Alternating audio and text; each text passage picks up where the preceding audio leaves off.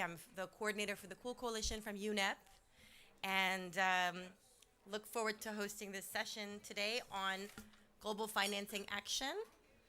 Um, don't know what happened to our beautiful slide that was there.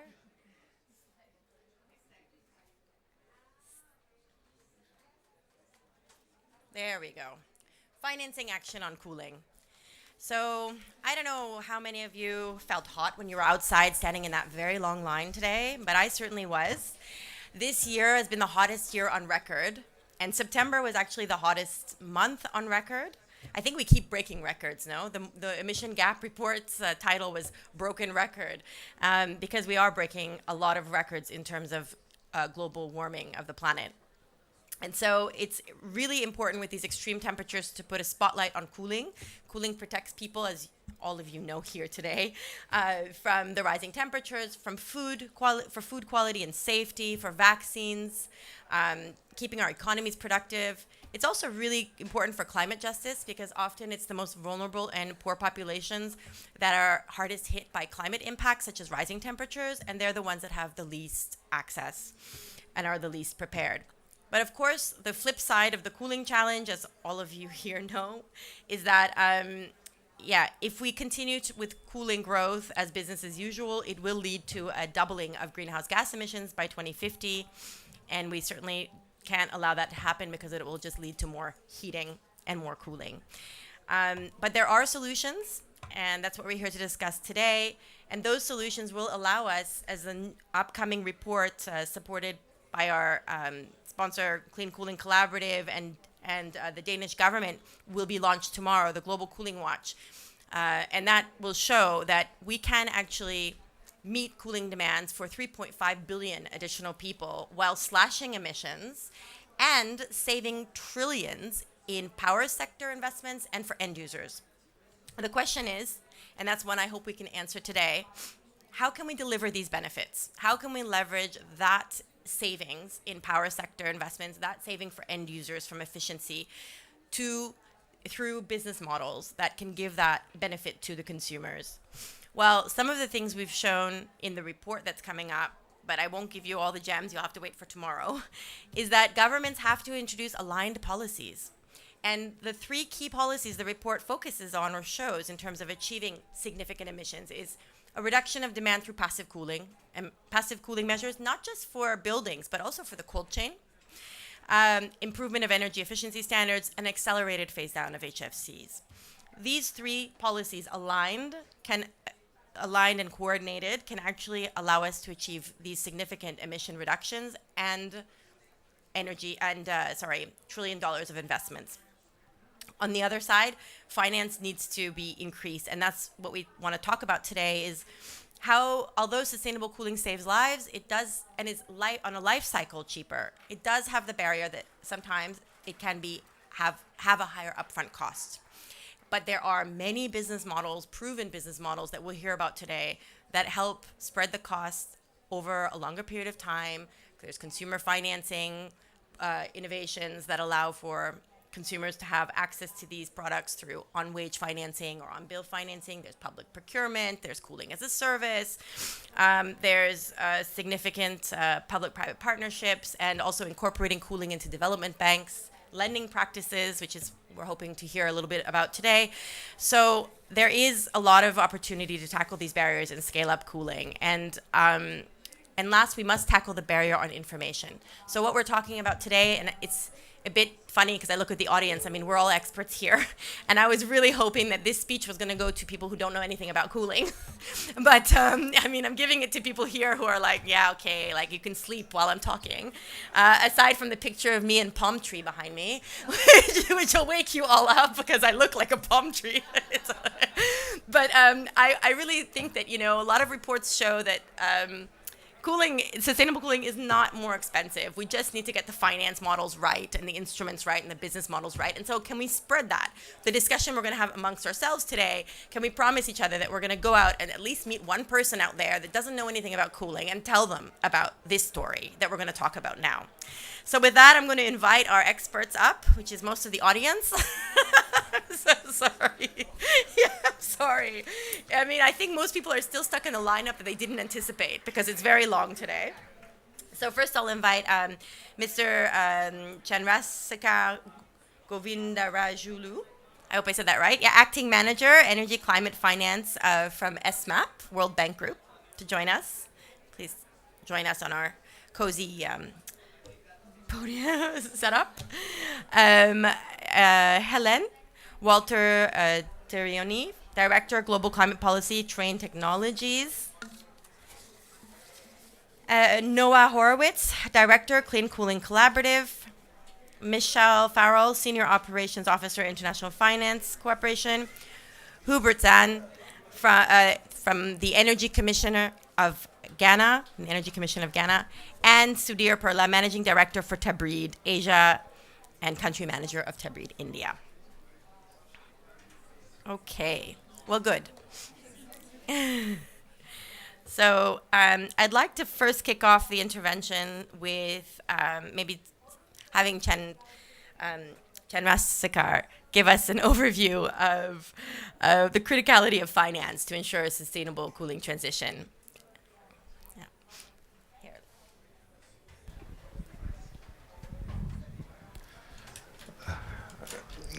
Good morning. First, I'd like to thank you for the opportunity to be here. It's a real pleasure to meet colleagues. I've been watching cooling from the sidelines for for a few years, but it's good to meet. And I've been working with the SMAP team on cooling quite a bit. So yeah, it's a pleasure to be here. I think given the audience size, I think we should just make it a round table rather than than a presentation. The show and tell format. But yeah, I mean, having worked on energy efficiency quite a bit before, here on the cooling side, some of the challenges that we face now, and it's a broader agenda comprising both the built environment as well as on supply chains and rural aspects of it, which also we are focusing on health and so on. So there are a lot of similarities and also some differences, I must say. In terms of the similarities, it's really some of the gadgets, right, that need to be purchased, deployed, implemented, applications. There are technologies that need to be made, people need to be made more aware of that. So then the standards in quality assurance is a critical piece of that, as you have seen in other areas as well as off-grid appliances. So as well as energy efficiency appliances, I mean, standards are critical.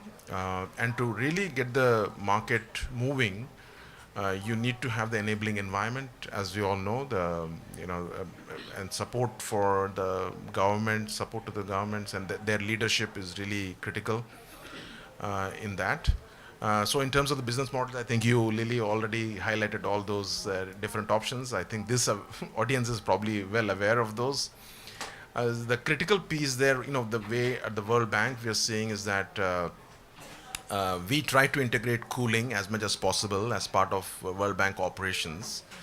Not only earlier we started with the energy sector operations, but now it's broader than the energy sector operations. That is one critical difference here. When we were putting the cooling program together, it was also the time of the pandemic, so there was a big focus on vaccine delivery.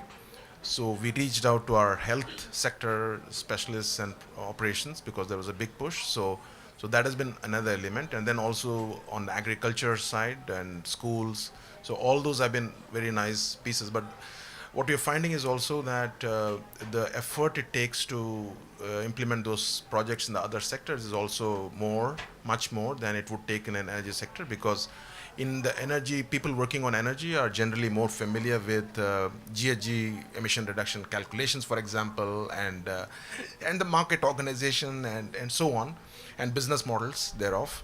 But when you work with the colleagues that are in education or health or some new areas, it needs much more intensive support, both in terms of the counterparts in the countries, as well as our own teams. So that is one area that we are trying to see how to make ourselves stronger and how to do that. In terms of SMAP, the Energy Sector Management Assistance Program, which we provide upstream support to countries and clients. We are working in 40 countries, and we are thankful to some of our donors here, ClimateWorks. And in terms of investment operations, once the TA is provided, we have investment operations. Now we are trying to do in 9 countries. We had fundraised $157 million from GCF, the Green Climate Fund, and we are trying to deploy that through our World Bank operations. So we have the first project, happy to say that in Sao Tome and Principe on space cooling that has been approved. It's been disbursed also. Second project is coming up in Somalia. That is in the next month or so it will be approved. And there are projects in other countries that are going to follow up. So on the whole, I would have wanted to see a much stronger uptake of this, given that it is such a critical area. Clearly, the limelight is being stolen by green hydrogen and other things. So I think we all need to come together and make a stronger pitch and see how to make this market move faster. I'll stop there for now. Yeah, Thank you. thank you. Thank you so much. Well, also thanks for World Bank for taking the lead, and maybe this will also inspire other development banks to also integrate cooling into their, sector operations. That's pretty powerful, I think, and I think makes a big difference. And it's great to hear that you've been able to unlock this significant amount of funding for GCF through the GCF for these countries. I think that 40 countries getting support on this is a good start. So yeah, thanks for that. But yeah, I hear you that clearly it's not an easy task, and probably hearing from you throughout this discussion on how the community can work with the World Bank and other development banks to make it easier for you to lend on cooling or to integrate cooling into the sector to meet your challenges internally. I think that would be really a useful thing, since we are an internal audience here. That would be very helpful to hear. So maybe I'll go to you now, Sudhir, to hear about your experience with a cooling as a service business model. So Chandrasekhar kind of highlighted that there are these different business models. I mentioned them quickly in my introduction, but it would be good to hear a little bit more detail around the cooling as a service business model. How is it different than others, and how can we maybe transfer these models around the world? Sure. Thanks, Lily. And so I think in a sense, what cooling as a service is about is vis-a-vis an individual developer or building planning their own cooling requirements. A provider comes, designs, builds, owns, operates, and provides a long-term service, right? So basically you're taking essentially a life cycle view. You're also taking in some sense a systems view as well. So this can happen either at a building level, or of course you can aggregate to a couple of buildings, and much larger to district cooling, essentially, right? And what most players, including some like the Breathe, what we do is it's generally technology agnostic, solution and OEM agnostic. It's kind of done in a way that it suits each project's requirement. And since there is capital being deployed as well, along with providing expertise, that generally the business model inherently ensures that there is pragmatism in the way design is done. So most of the projects that, for example, most players do is they work together with a building developer to ensure that a lot of passive elements can be incorporated to make the buildings a lot more energy efficient compared to baseline. So there's some level of collaboration and expertise sharing.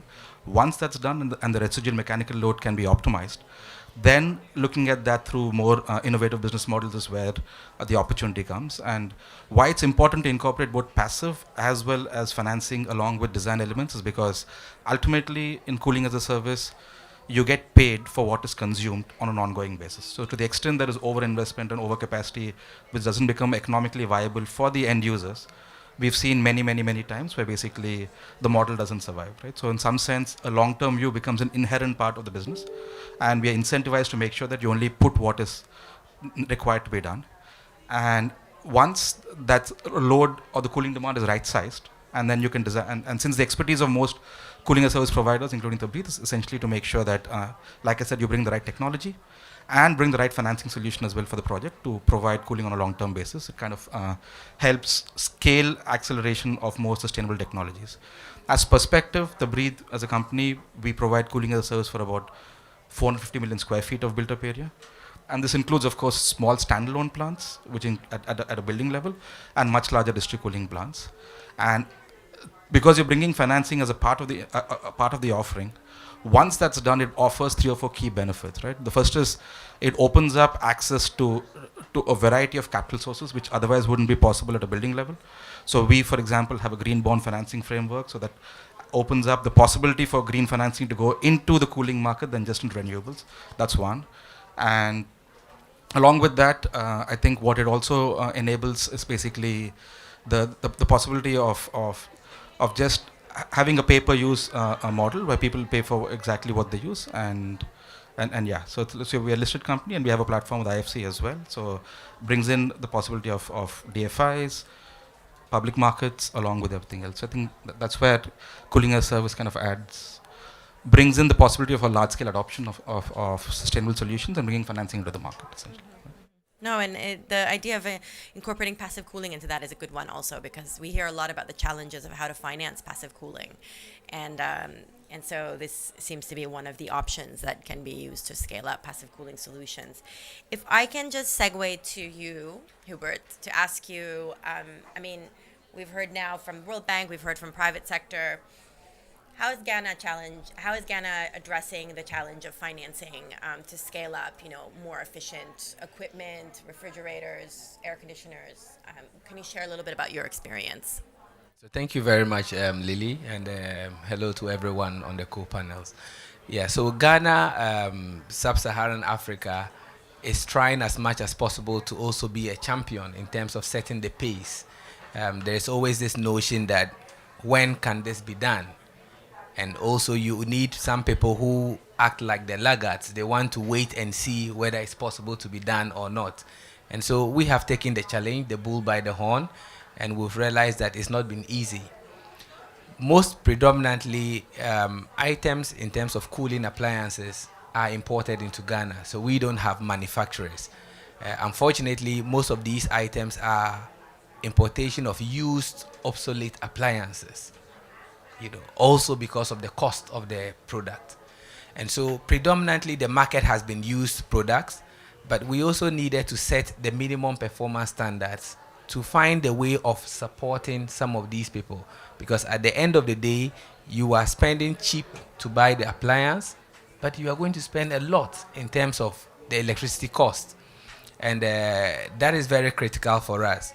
So as far back as 2005, we set the minimum performance standards for air conditioners, and then in 2009 for refrigerators. However, we have gone ahead to revise this regulation because technological change has also come into place.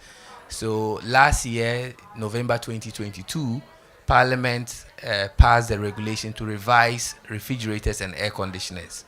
And then we have also added 17 new appliances to the list of appliances. So totally we are looking at 19 appliances now, from homes to the kitchen, to the industry. So we have electric motors and all.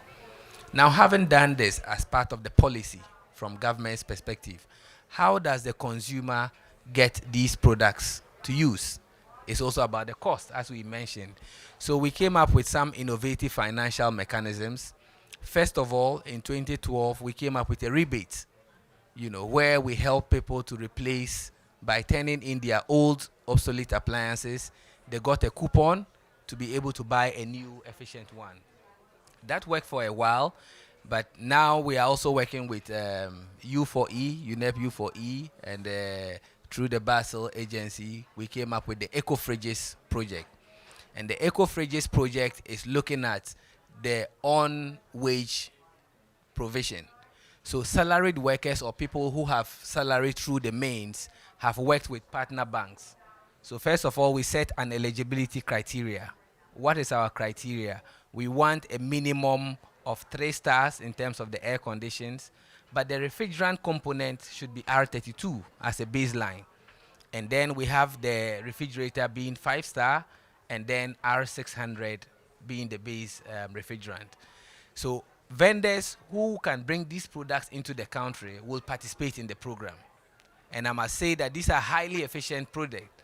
So the costs, and the vendor looks at the market and says, why should I invest in this when others are selling the minimum performance of the appliance? So there had to be a certain guarantee of sale. So what we did was to partner the banks as well, partner banks. And so because of these banks want to also improve upon their green status, they decided to take care of the upfront cost of the project or these appliances. So a consumer who is a salaried worker goes to the vendor shop who is participating in the project. He identifies the refrigerator or air condition. He picks an invoice, and then the bank pays the vendor. The upfront cost is sorted. Now the bank deducts the salaried worker for 12 months at 0% interest. And this is what has helped so much that as we speak, over 4,000 units of cooling appliances have been sold. And these are super efficient. So it has given us the notion that it's about supply and demand. If it's available, people will take advantage. Now, even if it's available and there are other financial mechanisms to support that upfront cost, then that myth of costs is defeated. And so this is a clear example of what Ghana has done using the Eco Fridges project. And we hope that this can be scaled up looking at other refrigerant components, and we hope that consumers will be able to take advantage. Bulk procurement is also there, so we are looking at also training government agencies. Since we are a regulator, we came up with a green public procurement. Because government is the highest buyer of cooling appliances, we set the minimum criteria for these agencies so that when they are buying in bulk, economics of scales can come in and they can get these super efficient appliances as well. So this is what I have to share as far as Ghana is concerned. Thank you. Well, what can I say? That you are really a star. You really. Yeah, no, you're really a star, and I think. And once you say this, a lot keeps on coming. That harmonization is key. Sub-Saharan Africa, Ghana is doing it, but we need the other ECOWAS region to jump on board. Otherwise, we have a porous border system. What does it mean for one country to set minimum performance standards and its neighbors don't have? So you still have this dumping of inefficient products coming in and finding themselves into the country. So we advocate for harmonization of these regulations and standards.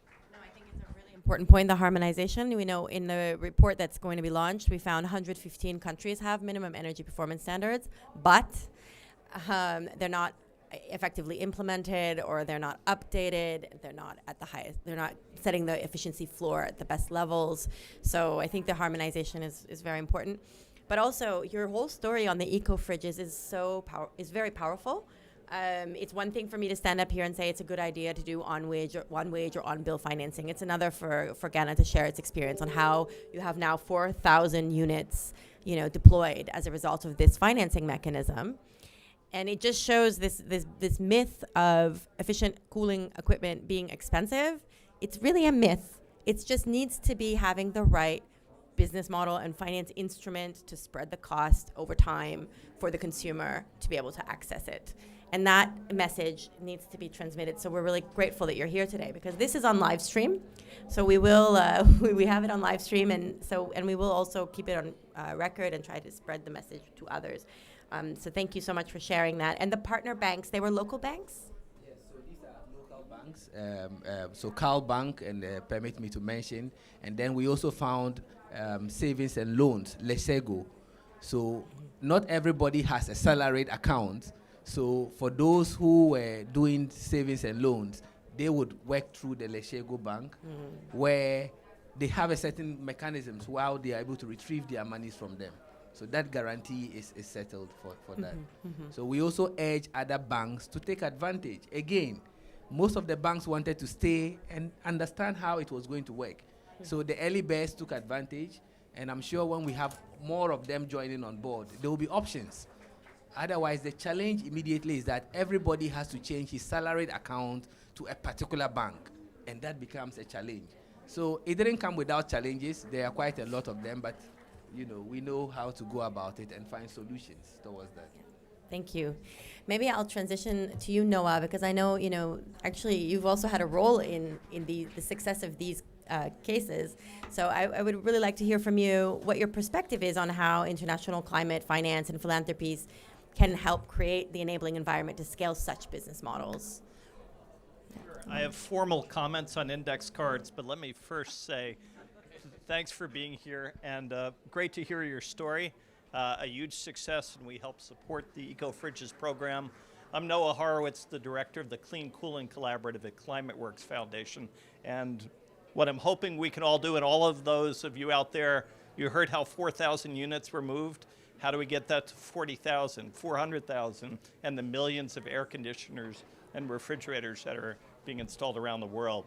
If I said nothing else, that's all I would say, but here we go. So energy efficient, climate friendly cooling for all, that's what our program is about. We're a global program, sorry about that, a philanthropic program based at ClimateWorks Foundation. And we focus on 3 strategies. How do we avoid or reduce the need for mechanical cooling through passive cooling techniques, better building codes, use of cool roofs and cool surfaces? Then there will be a lot of mechanical cooling installed, whether it's for space cooling or refrigeration. So we want to make those more efficient, and we also want to accelerate the shift to better refrigerants that have lower global warming potential. And more on the air conditioning side, in the future we want to make sure those can talk to the grid and shed load automatically in a way that doesn't inconvenience the user while they're still comfortable, but prevent blackouts. And then lastly, which is one of the things we just heard about, is how do we increase access to these better cooling devices? Some people can't afford one, period, or they're unwilling or unable to pay the higher first upfront cost, which is what we're all struggling with here today. We're also working on the cold chain. A lot of food is lost between when it's harvested to gets to the market. That's called food loss. And more refrigeration will be needed, and how do we collectively make sure that that equipment is also sustainable equipment?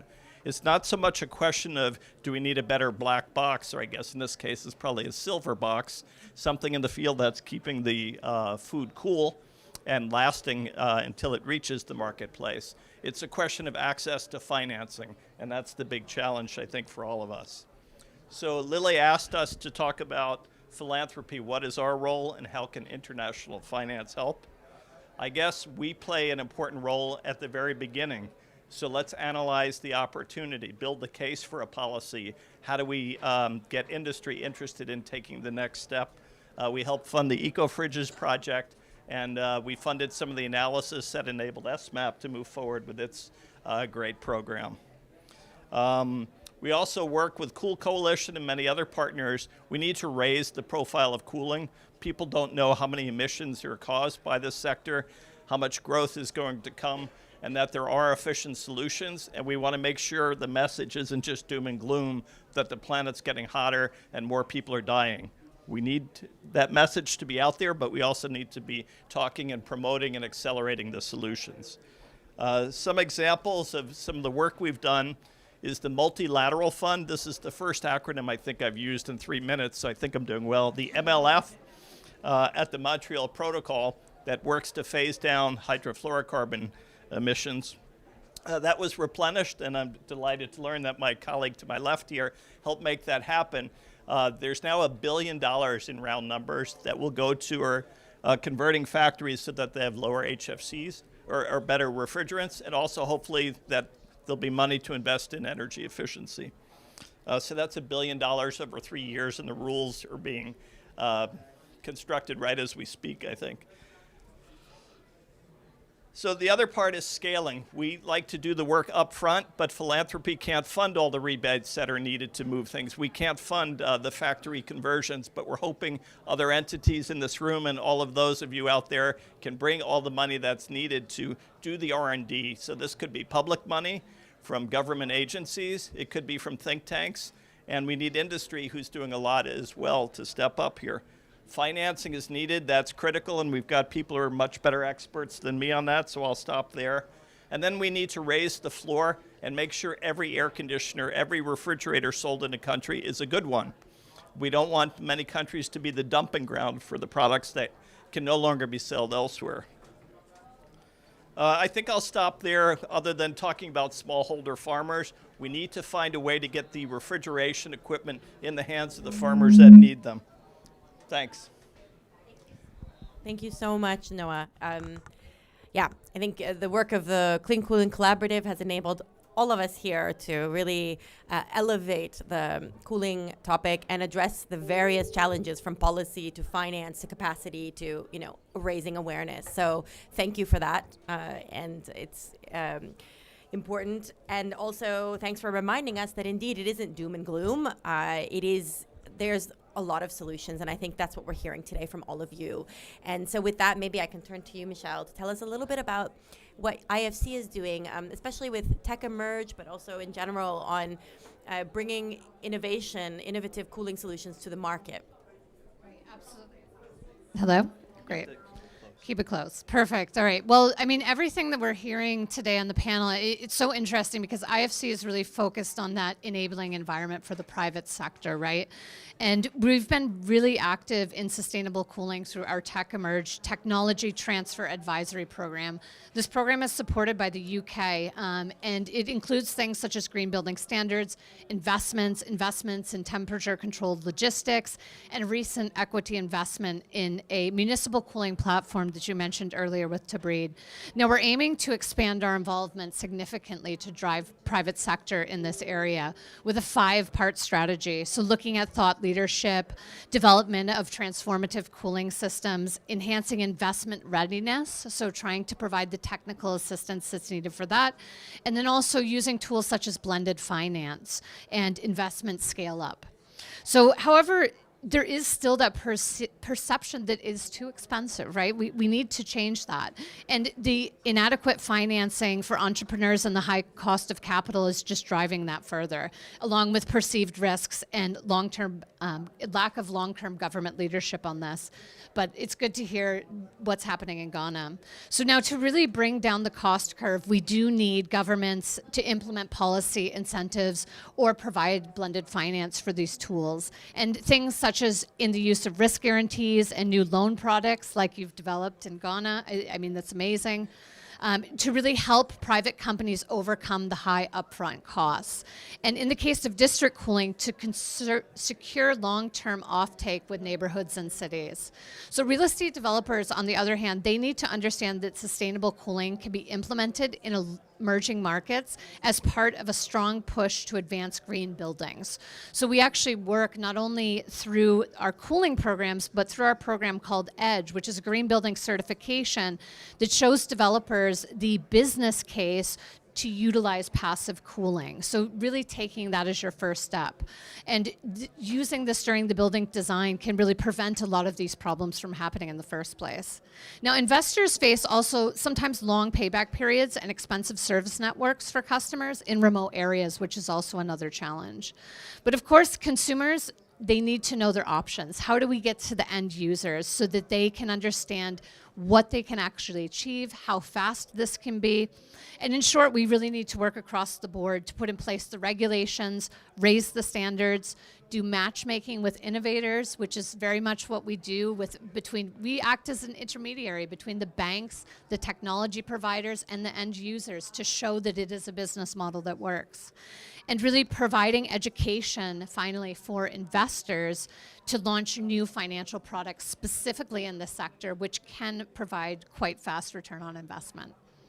Thank you.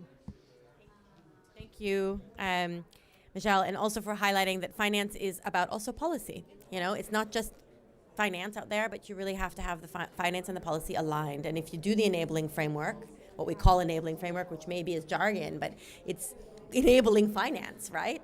So I think hearing it from a finance institution is very important. So thanks for that. And maybe I can then transition to the private sector from Trane, Helen from Trane, who I know you've been a champion in cooling. And just to hear your perspective on how the private sector can help in this finance challenge for sustainable cooling. Thank you, Lily, and thank you so much for inviting me to participate in this panel.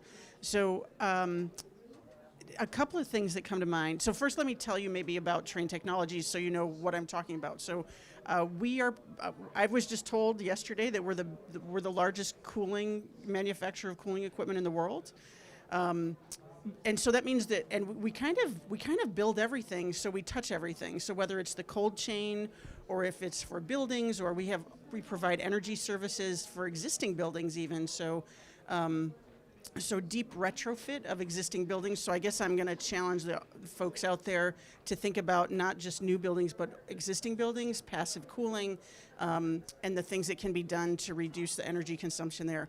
But the other thing that I wanted to mention very quickly was around from the utility side of things. So in order for us to be successful from a climate perspective, there's going to be a lot of electricity that we need out there. And in order to reduce that investment, we do need to think about reducing energy consumption. And one of the things that we see is utility incentives. So if utilities are going to benefit from reduced energy consumption, so energy efficiency, we see thousands of incentive programs with utilities where the utility actually pays a portion into that. And they're, in many cases, required to provide a portion of their profits into supporting energy efficient equipment adoption. The other thing that I would mention is we actually have a certification program. We lease cold chain equipment. When it comes back to us, we make sure that it is up to the energy efficiency level it was designed for, and then we're willing to sell it. So there's certification with it, so that it reaches that energy efficiency level. And so I didn't hear anybody talk about those programs, but you know, there's certainly a lot that can be done from a financing perspective. I think many of the things that I would talk about generally have been discussed here, but those are a couple of the maybe unique ones to think about. I think as well, for the larger companies, if anybody is watching at home, you know, I would challenge you to, we actually compensate our senior leadership based on reductions in greenhouse gases for our customers. So I challenge large companies to think about that, as well as to make their commitments to their 2030 goals, as well as their net zero commitments by 2050. And to document their progress through CDPs, through carbon disclosure projects. So I challenge companies to do that because we do that as leaders. We are deeply interested in our customers and encouraging our customers to adopt the most efficient technologies, as well as to you know, help them think about the financing mechanisms that we've kind of talked about today. So I think whether it's whatever stakeholder position you're in this space, there is something that you can do, whether it's, like you said, educating people, Lily, at the beginning, like let's go out and educate people that just because there's a capital investment up front, it doesn't mean that energy efficiency is expensive. It just means that we need to figure out how to spread the cost. It's going to be cheaper in the long run. And climate is global. We all need to do our part. So whether you're big or small, we all need to jump in. So thank you, Lily. Thank you so much. And if I can just actually ask one other question of you, it's just what incentivizes Trane to take such leadership on sustainable cooling? You know, what makes you? It is you have shareholders at the end of the day. So what has made you do that, just for other companies? So I'm going to say something very personal to me. When I was a young engineer, I went to a training class, and somebody kept saying around me, no margin, no mission, no margin, no mission. So if you don't make money, you can't do interesting, cool stuff, right? That's good for the world. And I was very annoyed and irritated to hear that. But as I've gotten older, I do see, you know, there is a pathway to be reasonably profitable and do good things. And it is internalized throughout every person in our culture, from the newest employee to the veterans. Like I said, our leadership is paid based on greenhouse gas reduction. We take it very seriously, and every conversation that we have has a discussion around sustainability element in it. So we have just built an entire culture around sustainability. And I recognize that, you know, the people on this panel are leaders. Like Ghana, I mean, you're leading, right? I'm leading, right? We're all leading, right? And but I think that these conversations are important to inspire others to kind of come along with us. Yeah, thank you so much.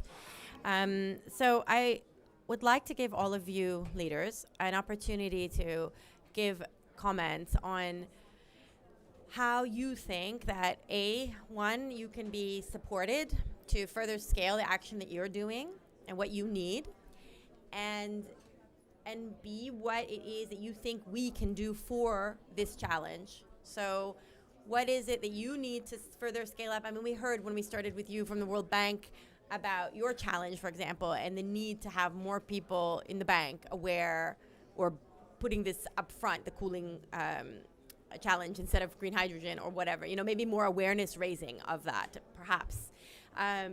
What is the challenge you face and that can be supported by the global cooling community and others here?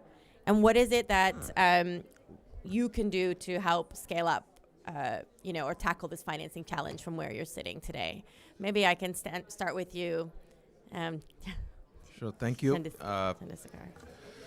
Yeah, it starts with the whole awareness building and institutional, awareness as well as capacity and policy regulations. You know, that side of things. That's where it all starts. Engaging client governments and ministries, and that's the role that ESMAP, the Energy Sector Management Assistance Program, supports. And we are always trying to raise the level of action, like the level of support we can provide in that area. One important thing is availability of grants. Adequate grants is important in that, because these are really, this is sort of to be seen as a seed funding to get the market really moving. So that is one aspect. Second is, I would say that we need to broaden the scope in terms of working with the ministries that are beyond the energy, the regular ministries that would understand, but also the utilities and ministries in other parts of the government that and public entities that can really internalize this agenda and think of it from their own business perspective as well as from a climate perspective. So, for that, again, we do have this blended concessional finance is an important aspect. For example, if there is a fisheries project and they need to consider something beyond what they would normally do in that, they would expect some sort of a sweetener to sort of mitigate some of the risks, because these are, at the end of the day, they are borrowing money for to establish infrastructure and supply chains. And if you're going to stretch that, there is also risk involved in that, and some support is also needed. So concessional climate finance is an important piece of that. And as we also need more robust methodologies on to bring the private sector and bring the carbon financing aspect to it. We also need, always work on methodologies that will make it, this whole issue of high integrity carbon credits, right? And that's the real focus these days. Both the voluntary market needs that, and also the more formal market will also need that. So those are the areas I think we need support on and continue to work on. Sure. These were closing remarks, but since you are the World Bank and this is a financing session, I just want to ask one question. You mentioned, the availability of grants, and I think you mentioned, in a sense, again, with the concessional. Can you just unpack, maybe in a minute, a little bit more on, for people to understand what the grants are needed for and how that helps you then provide finance? Because I think people might not always understand that thinking about a bank, right? And why there would be this need. Sure. When you start engaging with a country on a new topic, usually there is a fair amount of work that needs to be done in terms of market assessment, in terms of showing the economic viability, indeed the socio-economic viability as well as improving the institutional capacity within governments, and establishing the regulatory and policy framework. This all takes time and effort, and this is usually something that client governments are not that easily able to borrow for. So that's why we need the grant at the beginning to do these pre-feasibility assessments and so on. And I understand, I think, what with Climate Work support, you were able to seed fund some of that, right? And that led to this significant GCF proposal in the end, right? That's right. So it's just to show, a little bit of that investment up front for those listening, who knows who's listening, a little bit of investment up front can lead to such a big unlocking of finance. I don't know what the ratio is off the top of my head, but it was some little bit of grant financing, and it led to huge. Yeah, I mean, it was Okay. probably a few $1 million that leveraged in terms of 9 countries, 157 million in blended part of the financing and overall package of, I think, over $1 billion, or I don't know the numbers exactly, but Yeah. it's a good leverage. That's a because very good leverage. Thank you, World Bank. Thank you, Climate Works. I see that you wanted to come in. That's good. I saw you were just looking. I was something. just to continue the finance conversation a little bit.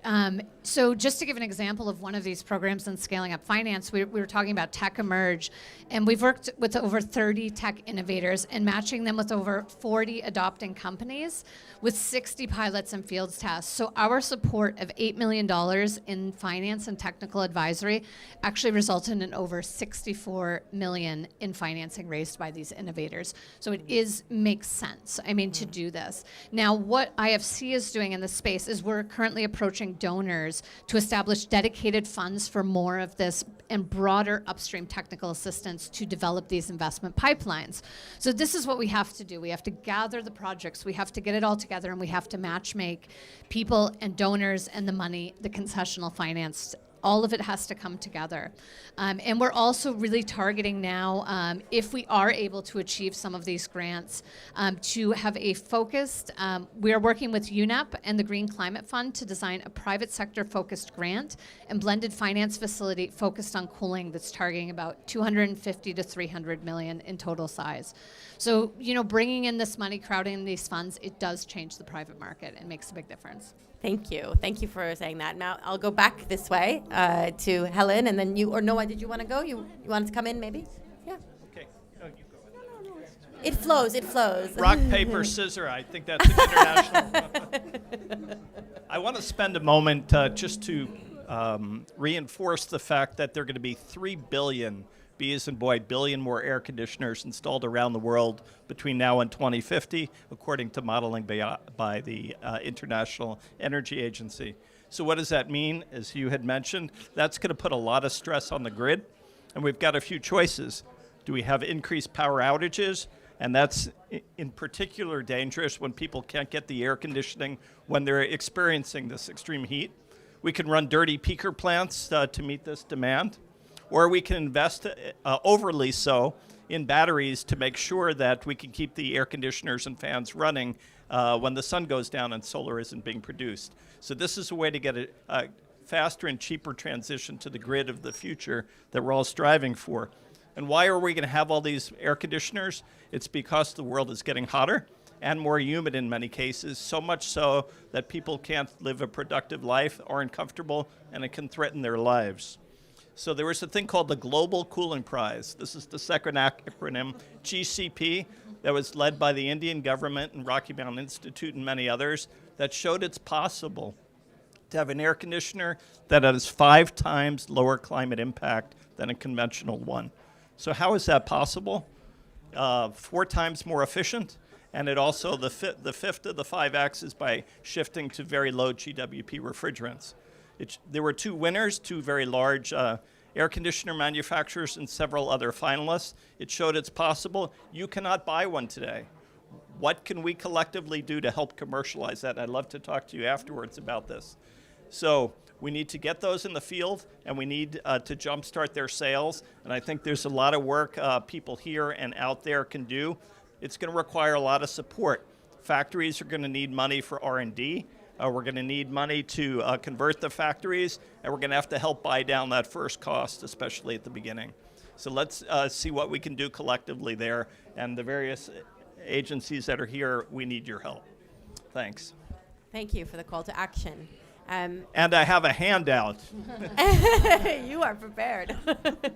Helen, Okay. go ahead. Yes, Yeah. and then I'm sorry. I said, I don't want to. Okay. yeah. Okay. Okay. Helen. I know. Go ahead. it's okay. So we have visionary leadership at our company, and I think we need visionary leadership from other stakeholders as well. From a policy perspective, I think that we need to kind of think about this in the big picture sense. Reducing the need for peaker plants, where you are constantly starting them up and shutting them down. There's pollution associated that's an equity issue that we need to think about. In addition to that, I think that we also need to take into consideration, we're talking about carbon credits. We can't let people stop thinking about energy efficiency and buy their way out of that. We've got to continue to really push for energy efficiency. For anybody that wants to think about a carbon credit, it's got to be table stakes or a requirement there.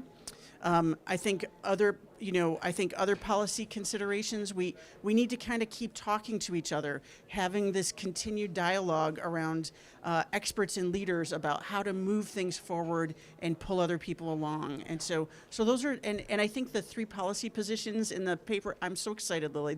Those are really great, and I'm excited to read that when that comes out tomorrow. Yeah. I'm excited to get it out. Thanks, Helen. Over to you, Hubert. And we have 5 minutes. Just, I negotiated that with Stephanie before we started. So I'm just saying we have 5 minutes. no need to miss the gems that you're about to share by rushing. So please over to you, Hubert.